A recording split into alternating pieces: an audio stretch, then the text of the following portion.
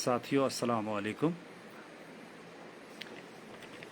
बड़े दिनों के बाद आज टाइम तो बहुत ज़्यादा हो चुका है, लाइव आने की ज़रूरत पड़ी। मकसद लाइव आने का तो सिर्फ यही है कि 2 अगस्त 2026 को एमएलए महराज साहब ने एक पोस्ट जो है अपने हैंडल पे किया और पोस्ट में लिखा हुआ था कि जीएमसी डोडा घाट के अंदर पेपर लीक हो चुका है या लीक करने की कोशिश की गई थी। बहरहाल उनके पोस्ट के बाद बहुत सारे लोगों ने उस पर जो है वो अपनी अपनी जो है टिप्पणी की, अपनी अपनी सोच के मुताबिक उस पर जो है कमेंट्स किए। लेकिन उसके बाद जब यही खबर जो है मीडिया में चली गई और मीडिया में भी जिसके दिल ने जो चाहा कह लिया, और कल या 2 दिन पहले मैं एक वीडियो देख रहा हूं जिसमें फरीद अहमद नायक साहब जो है जीएमसी डोडा के पेपर लीक के इशू पे बात कर रहे थे और उनके मुताबिक उन्होंने प्रिंसिपल साहब से बात की कि आप क्या कह रहे हैं पेपर लीक के बारे में, ये जो इशू राइज अप हुआ है।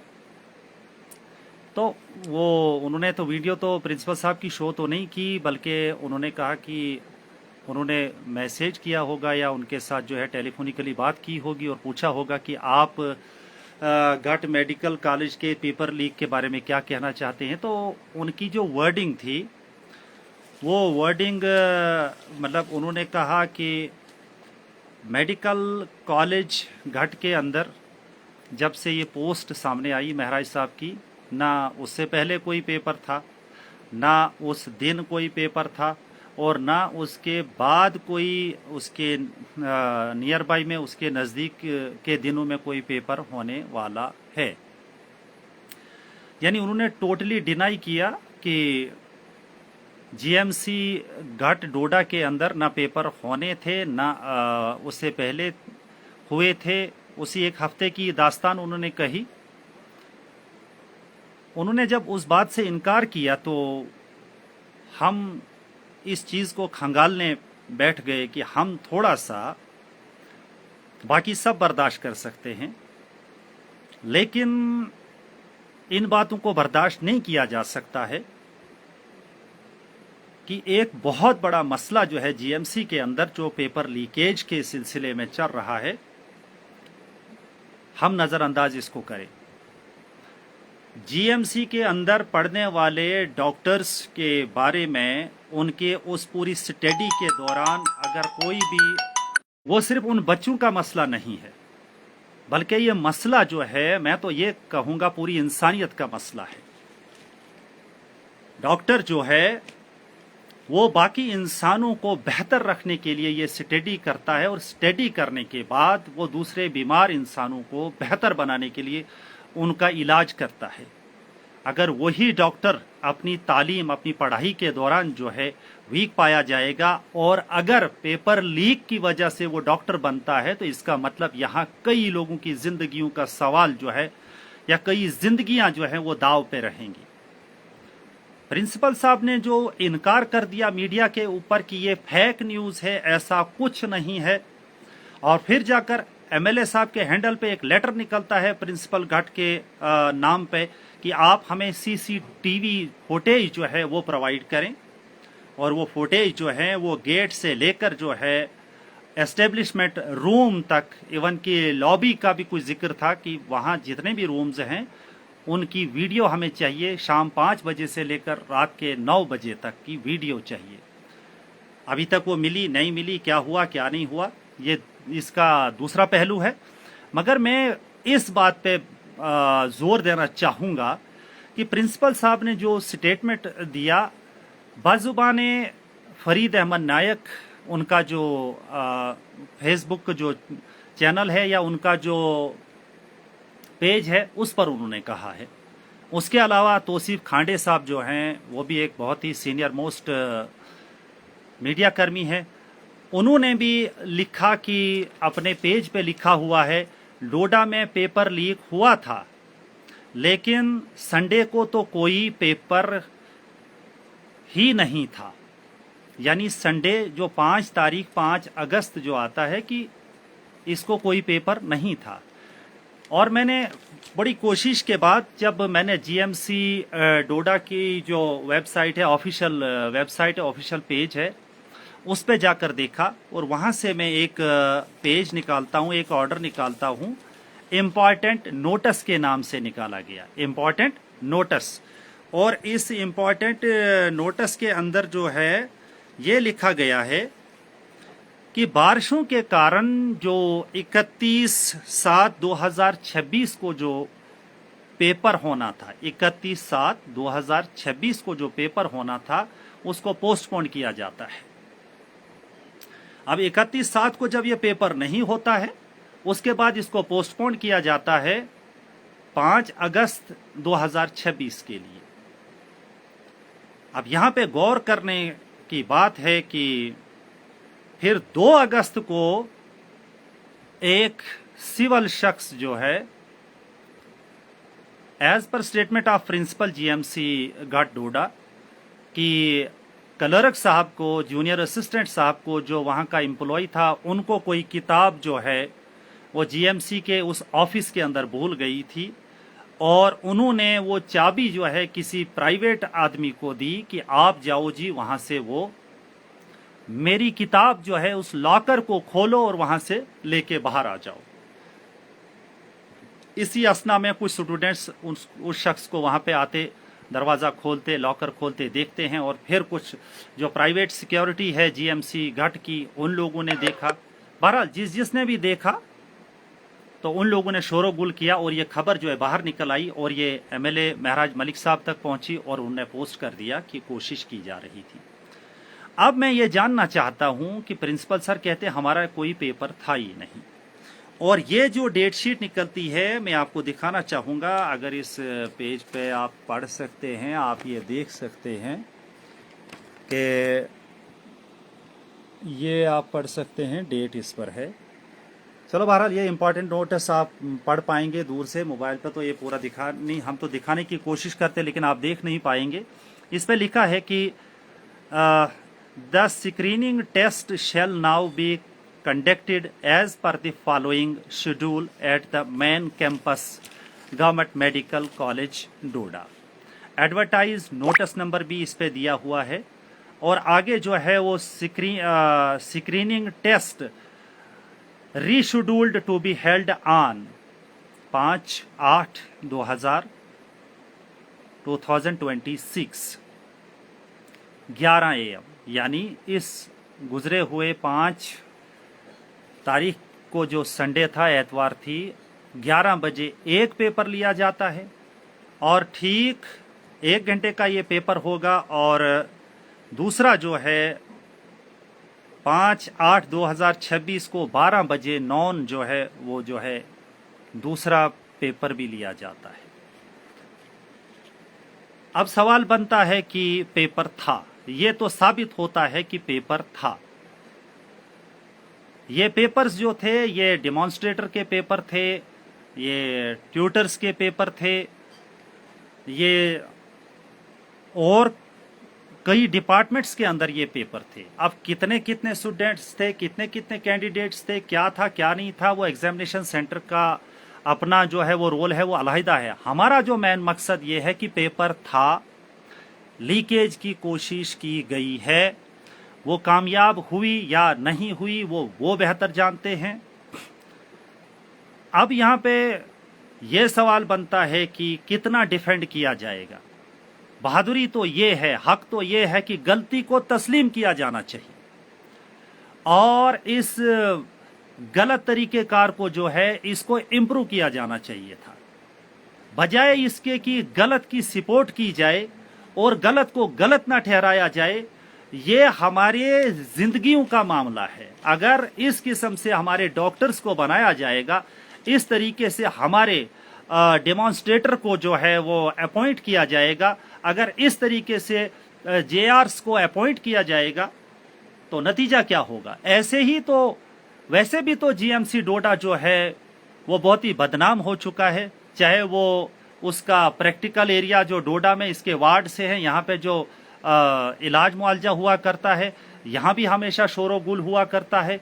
अब जीएमसी जो इसके एकेडमिक साइड है वहाँ पे तो आज तक कोई बहुत कम शिकायतें आई थी, लेकिन आज अगर नेशनल लेवल पे पेपर लीकिंग का जो इशू था जिसने पूरे हिंदुस्तान को हिला के रखा, जिसके बदले में मिनिस्टर्स को जो है रेजिग्नेशंस देने पड़े, इस्तीफे देने पड़े, उसके अलावा बहुत ही बड़े हंगामे हुए देश भर में, तो क्या आज ये छोटा सा एक बैकवर्ड इलाका जो चिनाब वैली के नाम से जाना जाता है, अगर यहाँ जीएमसी के अंदर यहाँ के लोगों को इतना बैकवर्ड समझा जा रहा है और बाहर से आकर लोग यहाँ पे कोशिश कर रहे हैं कि यहाँ के लोगों को कुछ पता नहीं चल रहा है और वो जो उनका दिल करता है वो करते हैं।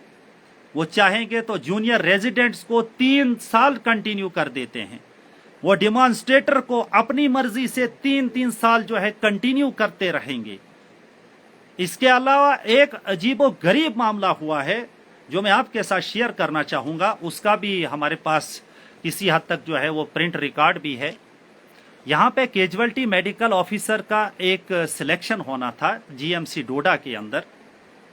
गौर कीजिएगा, ये पेपर भी हो जाता है गालबन, इसकी डेट जो है, पेपर की डेट जो है ये 21/5/2026 को ये पेपर लिया जाता है। और कहने के मुताबिक, सुनने के मुताबिक, सोर्सेज के मुताबिक ये कि ये 60 मार्क्स का पेपर था। मार्क्स में से 59 मार्क्स जो है कोई कैंडिडेट लेता है, और जो चेक कर रहा था शीट उसके आंसर्स कहते हैं कि 60 के 60 थे उसको मार्क्स, लेकिन शक की बुनियाद पे सोचा कहीं गलती मत हुई होगी तो 60 में से 59 मार्क्स उसको मिलते हैं।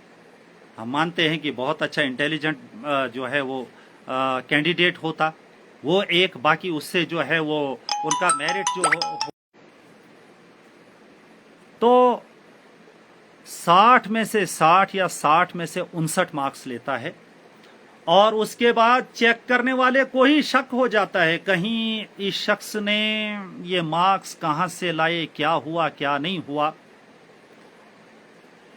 उसके बाद उस पेपर को, उस सिलेक्शन प्रोसेस को जो है कैंसिल कर दिया जाता है। और कैंसलेशन का जो ऑर्डर है वो भी वेबसाइट पे था, लेकिन उन दिनों उसको हमने डाउनलोड नहीं किया, उसको प्रिंट नहीं किया, और आज तक वो पोस्ट वैसी की वैसी है। और आज तक उसका अगर वो कैंसलेशन रिजल्ट, हमें कैंसलेशन लेटर नहीं मिल रहा है तो रिजल्ट तो मिलना चाहिए था कि किस वाले को अपॉइंट किया गया। इसके अलावा भी देखा जाए, सिप्लाई के अंदर जो मेडिसिन है वो मेडिसिन जो है सिप्लाई के अंदर, हॉस्पिटल सिप्लाई के अंदर है, और वो मेडिसिन जो है गोल्डन कार्ड वालों को दी जाती है। हालांकि गोल्डन कार्ड की जो वेजेस होती है, पेमेंट जो होती है, वो अनदर मोड से जो है पेशेंट को उसका बेनिफिट दिया जाता है। बहुत कुछ हो रहा है, लेकिन हम चाहते भी नहीं हैं कि रोज हंगामा हो, रोज हंगामा हो। लेकिन मैं उन लोगों को कह देना चाहता हूं कि लोग जो कहा करते थे कि जीएमसी के अंदर कुछ भी गलत नहीं हो रहा है और एमएलए साहब को जो है गलत खबर मिली हुई थी, वो गलत खबर नहीं थी, खबर वो सही थी। लेकिन ये है कि उसको एडमिनिस्ट्रेटिव लेवल पे या डिस्ट्रिक्ट एडमिनिस्ट्रेशन की तरफ से या पुलिस की तरफ से सीरियस नहीं लिया गया, वरना आज तक जो है ये गुत्थी सुलझ गई होती। आज तक दूध का दूध और पानी का पानी हो चुका होता है। लेकिन ये वन वे ट्रैफिक का जो सिलसिला है, यहाँ पे गरीब आवाम की आवाज को जो है वो दबाया जाता है, यहाँ आवाम के जो इश्यूज हैं उनको प्रेस किया जाता है। अदरवाइज अगर एक आम शख्स जो है किसी भी सरकारी दफातर के अंदर 4 बजे दफ्तर बंद होने के बाद कोई घुसता है तो उस शख्स को जो है मेरे ख्याल में पुलिस कभी माफ नहीं करती।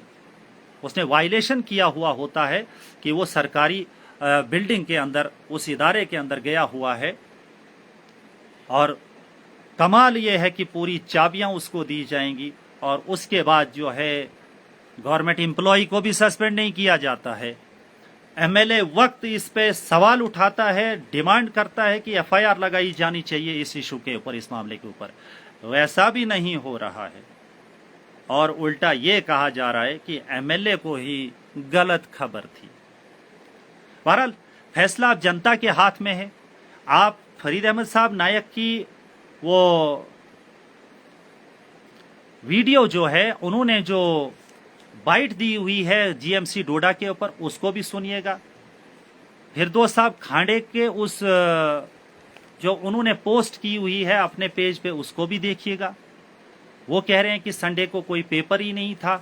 फरीद साहब कह रहे हैं कि प्रिंसिपल साहब के कहने के मुताबिक ना 2 तारीख से पहले कोई पेपर था, ना 2 तारीख को था, ना 2 तारीख के बाद कोई पेपर था। और हम ये आपको नोटिफिकेशन दिखा रहे हैं कि यहाँ पे दिखाया जा रहा है कि 5 अगस्त संडे को पेपर था और पेपर हो गया, और उसमें कई कैंडिडेट्स ने जो है अपने जो एग्जाम दिए हुए हैं, लेकिन वो रिजल्ट जो कुछ 1 दिन 2 दिन के अंदर निकला करता था, अभी वो रिजल्ट शो नहीं हुआ है। तो अब यहाँ से आगे पब्लिक पे डिपेंड करता है कि वो कितना जो है दबाव बनाते हैं एडमिनिस्ट्रेशन के ऊपर, जीएमसी एडमिनिस्ट्रेशन के ऊपर। और जिला इंतजामिया से भी गुजारिश है कि इस किस्म की बदनामियों से जो है जीएमसी डोडा को बचाया जाना चाहिए, क्योंकि ये कंट्राडिक्टरी है, ये जो है तजाद आ जाता है स्टेटमेंट्स के अंदर। नंबर 1 पहला सवाल ये बनता है, एक सिविल आदमी को ये इजाजत नहीं है कि इतने बड़े इदारे के अंदर वो चला जाए, और चाबियां जो है, दूसरा इल्जाम ये बनता है कि जीएमसी के उस एम्प्लॉय पे उसको ये हक नहीं बनता है कि वो जीएमसी डोडा के एस्टेब्लिशमेंट रूम की और गेट वगैरह सब की चाबियां उसके हवाले करके उसको अंदर भेजे। उसके बाद प्रिंसिपल साहब का ये फर्ज बनता है कि कमेटी तो बिठाई है, लेकिन कमेटी में अपने लोग हैं, कमेटी में बाहर का कोई शख्स नहीं है। हम तो मांग करेंगे कि जुडिशियल इंक्वायरी होनी चाहिए, अदालती कार्रवाई होनी चाहिए, इसमें किसी आला ओहदेदार, किसी रिटायर्ड जज को बिठाया जाना चाहिए। ये छोटा मामला, ये कोई प्राइमरी स्कूल का मामला नहीं है, या मिडिल स्कूल का या हाई स्कूल का मामला है। ये मामला जो है, ये डॉक्टरों का मामला है, ये पेशेंट्स का मामला है, ये तमाम इंसानियत का मामला है।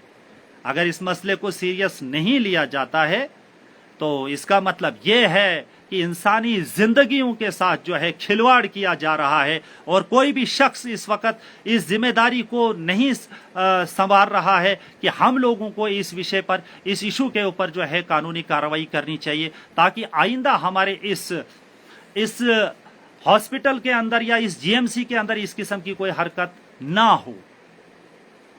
हम मानते हैं कि हमारे डोडा के लोकल बहुत कम डॉक्टर्स हैं।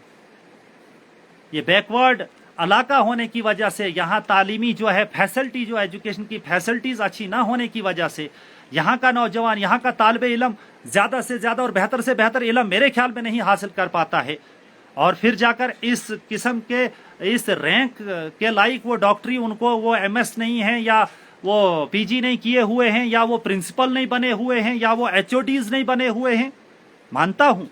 लेकिन यहाँ के लोकल जो हमारे यहाँ के जो बच्चे जो इस वक्त एमबीबीएस करते हैं, वो लोग भी यहाँ पर जो है डेमोन्स्ट्रेटर का काम कर सकते हैं, वो भी यहाँ पर जो काम कर सकते हैं, वो जीआर का काम कर सकते हैं, वो जेआर का काम कर सकते हैं, उसमें जूनियर रेजिडेंट का वो काम कर सकते हैं। लेकिन नहीं, बाहर के लोग यहाँ पे बाहर के लड़कों को ही ये अपॉर्चुनिटी भी दिया करते हैं, क्योंकि स्टाइपेंड भी मिलता है 60 से 70 हजार से 1,20,000 तक, और यहाँ पे जो है छोटा मोटा काम भी करते रहे होते हैं, और उनकी सिलेक्शनें भी जो है, हत्ता कि यहाँ तक कहा गया, अभी तो रिजल्ट नहीं निकला है, अभी तो रिजल्ट बाकी है, लेकिन बंदे ने कह दिया कि कौन सिलेक्ट होगा, कि जो कुछ भी होता है हमारी चॉइस से होता है। सवाल उठता है इस बात पे भी कि अब या तो पेपर लीक हो चुका है और ये कहा जा रहा है, और हत्ता कि इस लेवल तक जो है कुछ लोग स्टेटमेंट्स दे रहे हैं कि कहा जाता है कि 2-2 साल 3-3 साल से सेम कैंडिडेट जो है यहाँ पे एज जो है ट्यूटर, एज डेमोन्स्ट्रेटर जो है अपॉइंट किए जाते हैं। अगर जूनियर रेजिडेंस का 1 साल होता है, 2 साल होता है, 4 साल भी निकाल लिए लोगों ने। यही बात है कि यहाँ के लोगों को इतनी अवेयरनेस नहीं है कि जीएमसी एक बहुत बड़ा इदारा है, और बहुत बड़ा इदारा होने की वजह से यहाँ के लोग जो बेनिफिट उठा पाते, जो तालीम के एतबार से, इलाज के एतबार से, रोजगार के एतबार से, डेवलपमेंट के एतबार से, लेकिन वो महरूम हैं क्योंकि यहाँ का सब तामझाम जो है उन लोगों के हाथों में है जो लोग बाहर से यहाँ पे आकर जो है इस किस्म की सौदाबाजियां कर रहे हैं। ऐसे ही जीएमसी डोडा जो है बदनाम नहीं है। यहाँ कोई सीनियर डॉक्टर जो है कभी हॉस्पिटल आता ही नहीं है, कभी ओपीडी आते ही नहीं है। बस कॉल बेस्ड डॉक्टर से हैं तो जूनियर्स को भेज दिया, वो जाने पेशेंट जाने, आई गई बात। तो यहाँ पे हंगामे बनाए गए, लड़ाइयां बनाई गई, यहाँ पे एडमिनिस्ट्रेटर और रिप्रेजेंटेटिव्स के दरमियान एक बहुत बड़ी जो है वो खाई पैदा कर दी गई है। एक दूसरे के ऊपर इल्जाम तराशियां करते और मारे जाते हैं, ये घुन पिसे जा रहे हैं। बड़े बड़े कहते हैं ना, सांडों की लड़ाई में जो है घास का सत्यानाश हो रहा है।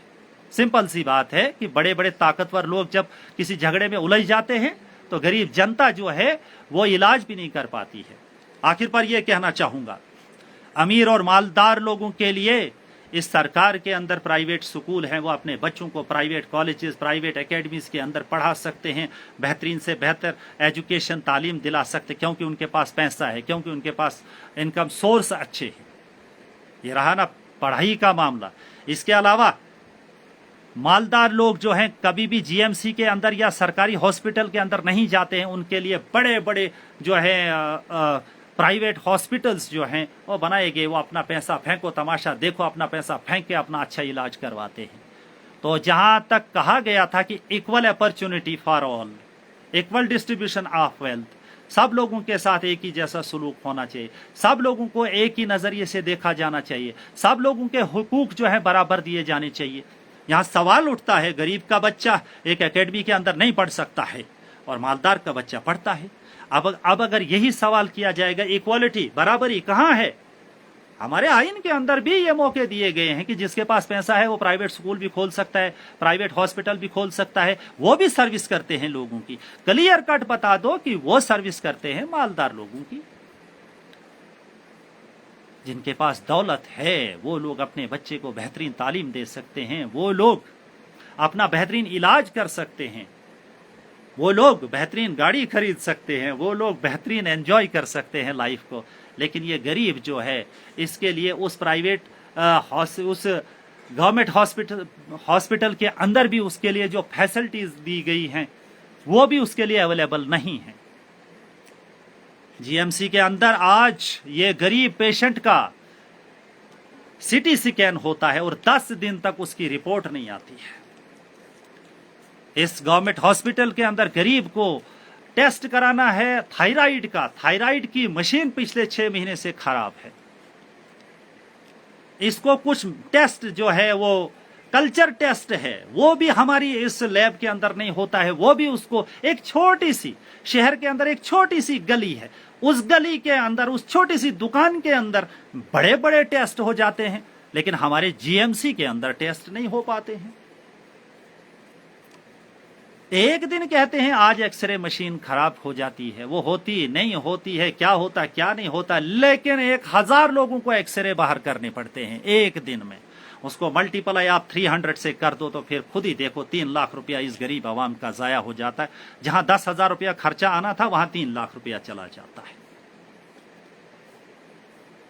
तो बहरहाल पेपर लीकेज से सवाल उठा था और ये थोड़ा सा बहुत घूम फिर के आया, लेकिन रोज लाइव आने को अब दिल भी नहीं करता है कि थक चुके हैं अब ये लाइव कर करके वीडियोस बना बना के, क्योंकि 0% एक्शन हुआ करता है। इस आवाम की आवाज को सुना नहीं जाता है, हर एक की चीखों पुकार है। ये शुक्र है रब का कि आज की डेट में ये वीडियो सिस्टम है, ये लाइव सिस्टम है कि घर में बैठकर भी आदमी जो है ये दिल की भड़ास निकाल सकता है। और किसी ताकतवर के साथ लड़ने निकलेंगे तो वहां जो है लड़ाई का बहाना बना के आपके ऊपर जो है किसी भी किस्म का केस लगाया जा सकता है और बंद कर दिया जाएगा, ताकि उसकी आवाज को जो है दबा दिया जाए। मौजूदा दौर में आवाज नहीं उठानी है।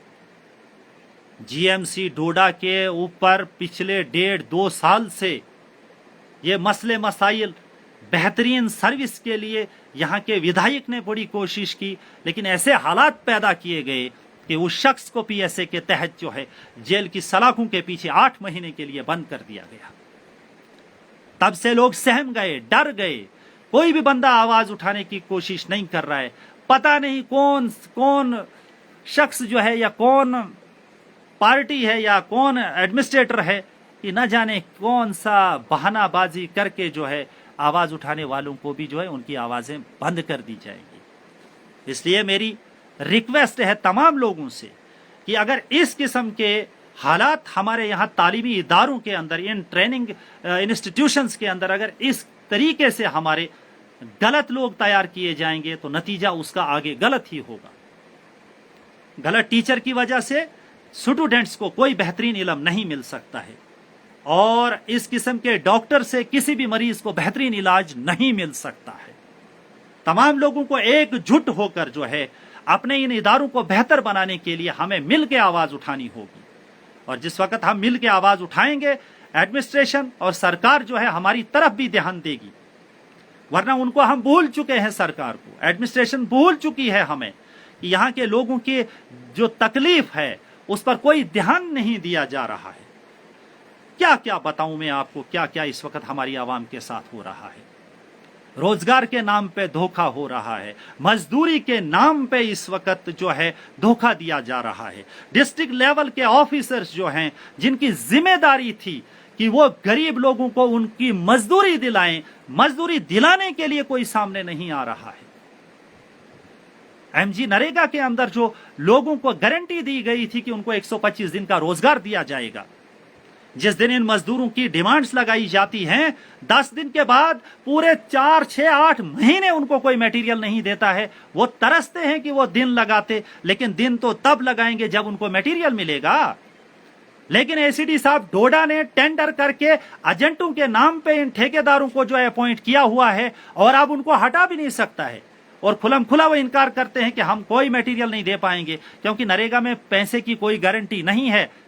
और ये गरीब आवाम अपने कामों को पूरा करने के लिए ये रेत, बजरी, सीमेंट, ये सरिया, शीट, ये आयरन और ये पत्थर वगैरह खुद अरेंज करेंगे, खुद अपना काम करना होगा। जब कभी पैसा आएगा इन एजेंटों के, वेंडर्स के नाम पे, वेंडर के अकाउंट्स में आ जाएगा, तब 50% खुद को खाएंगे और 50% दिया उस गरीब को तो वाह वाह, नहीं दिया तो वो गरीब कहां जाएगा, किस अदालत में जाएगा, किस कोर्ट में जाएगा, वो अपने लिए इंसाफ मांगेगा। वही एसीडी ऑफिस से उनको मैसेज मिलता है कि लिख के लो इन गरीब लोगों से कि इस शख्स ने, इस वेंडर ने मटेरियल डाला था। लिख लो इन लोगों से कि फलां शख्स वहां मिस्त्री था, अगर लिख के नहीं दोगे ये पैसा तुम्हें नहीं मिलेगा। जब वो लिख के दे देते हैं, फिर जब वो पैसा उस वेंडर और उस मिस्त्री के अकाउंट में आ जाता है, फिर वो मिस्त्री चैलेंज कर देता, दावा कर दे, आप लोगों ने पहले ही लिख के दिया है कि मैं वहां मिस्त्री था, पैसा आया तो मैं खा लूंगा। वेंडर कहता है कि आप लोगों ने तो लिख के दिया फॉर्म के ऊपर कि मैं आपका वेंडर था, मैंने आपको मटेरियल सप्लाई किया है, आप कैसे मुझे पैसा मांग रहे हो। ना वो अदालत में जाने के काबिल रहते हैं, ना वो एसीडी ऑफिस में एसीडी साहब के पास जाने के लायक होते हैं, ना वो वीडियो के पास जाने के लायक होते हैं। जाए तो जाए ये गरीब कहां। मैं आखिर पर आपका बहुत वक्त मैंने लिया, मैंने तो चाहा था मैं 5 मिनट के अंदर इसको कंक्लूड करूंगा, लेकिन बहरहाल बहुत सारे ऐसे इश्यूज हैं जिन पर एक एक मिनट बोलते बोलते भी यहाँ पे जो है आधा घंटा लग जाता है। तो सिंपल और इन शॉर्ट मुख्तसरन मैं ये कहना चाहूंगा कि ये जितने भी इश्यूज हैं हम सब लोगों को मिलकर काम करना होगा और मिलकर काम करना। जीएमसी पर तो हम मिलकर नहीं काम कर सकते हैं, आप वीडियो को शेयर कीजिएगा। ये वीडियो जो है हेल्थ मिनिस्टर सकीना इतू जी जो हैं, मैडम सकीना इतू जी वहां तक पहुंचे, ये चीफ मिनिस्टर साहब तक पहुंचे, ये कमिश्नर सेक्रेटरी तक पहुंचे, ये हेल्थ मिनिस्टर तक पहुंचे और ये सब लोगों तक पहुंचे और वो इस मसले को सीरियस लेकर कोई कमेटी बनाए, कोई जुडिशियल टीम बनाए, क्योंकि इस पेपर लीक की वजह से पूरे देश के अंदर वबाल उठा था। तो अब क्या चिनाब वैली के अंदर भी यहाँ के लोगों को ऐसा करना पड़ेगा और हम चाहते हैं कि ये मसाइल का हल जो है कानूनी तौर पे जो है हल किया जाना चाहिए। इसके अलावा बाकी जो इश्यूज हैं, चाहे वो मटेरियल के हैं, चाहे वो मटेरियल पेमेंट के हैं, चाहे वो स्किल्ड पेमेंट के हैं और जो भी मसाइल हैं, हमें सब लोगों को मिलजुल कर काम करना होगा। एमएलए साहब महराज मलिक साहब ने बहुत कमाल की बात की है कि जीएमसी के अंदर जो ये लीकेज का मामला है इसमें घबराने की कोई बात नहीं। उनको जब सोर्सेज से खबर मिली उन्होंने बेदार कर दिया है। उसका काम है लोगों को बेदार करना, हर काम वही शख्स अब नहीं करता रहेगा। इसलिए हम लोगों को चाहिए कि उसकी बात को हाथों हाथ लें और इस बात को फैलाएं और इसको मजबूत करें और उसकी आवाज के साथ खड़े हो जाएं, ताकि आने वाले कल में हम अपने बच्चों का मुस्तकबिल जो है बचा पाएं। वरना हम जो इस वक्त लाखों रुपया खर्च कर रहे हैं अपने बच्चों की तालीम के ऊपर, कल लीकेज के इस सवालिया निशान से हमारे बच्चों का मुस्तकबिल जो है वो डार्क होगा। इसलिए आप लोगों की भी जिम्मेदारी बनती है। सिर्फ डॉक्टर को एज ए डॉक्टर इलाज की गर्ज से ना लें। कल की डेट में आपके बच्चों ने भी डॉक्टर बनना है, उनका भी अहम शौक है, उनका भी मकसद है कि वो डॉक्टर बने, लेकिन वो दिन दुगनी रात चुगनी मेहनत करेंगे और पेपर लीकेज की वजह से जो है आपका बच्चा आगे नहीं बढ़ पाएगा। तो इसलिए आइए हम सब महराज मलिक की आवाज के साथ आवाज मिलाकर उसके साथ शाना बशाना खड़े होकर उसका साथ दें, ताकि महराज मलिक की मजबूती जो है हमारे बच्चों के मुस्तकबिल की मजबूती है। सिर्फ एक डिपार्टमेंट की नहीं, जितने भी यहाँ 25 और 27 के करीब डिपार्टमेंट हैं, तमाम डिपार्टमेंट से आपका जो शेयर है, आपका जो हक है, आपके जो हकूक हैं, आपकी डेवलपमेंट के जो भी इस वक्त स्कीम्स हैं वो आप तक पहुंचाई जाएंगी। बहरहाल महराज मलिक पूरी स्टेट के अंदर इस वक्त लड़ाई लड़ रहा है। हमारे कई साथी ये कहते हैं कि हमारी कॉन्स्टिट्यूएंसी के अंदर वो वक्त नहीं दे पा रहे हैं, लेकिन अपनी तरफ से हमने भी कोई कसर बाकी नहीं रखी है। हम भी सुबह से शाम तक लोगों के साथ जहां जहां मुमकिन हो सकता उनके साथ शाना बशाना रहते हैं।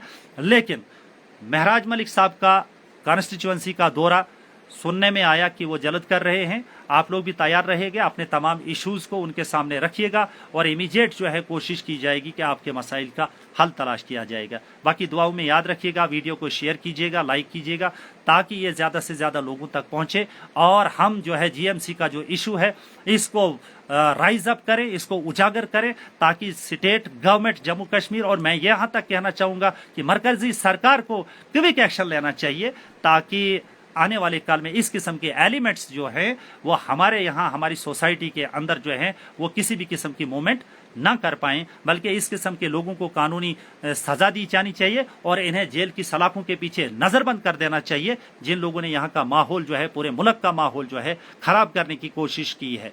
ये पैसा ही सब कुछ नहीं है, करप्शन ही सब कुछ नहीं है। सबसे पहले ये देखना है कि हम और हमारे बच्चे और हमारे आने वाली नस्लें जो है, ये पूरी इंसानियत जो है इस किस्म के खतरात से बचनी चाहिए, इन्हें रिलीफ मिलना चाहिए, न कि तकलीफ। आप लोगों का बहुत बहुत शुक्रिया, आपने अपना कीमती वक्त दिया और हमारी बात को सुना। हम आपके मशकूर व ममनून हैं।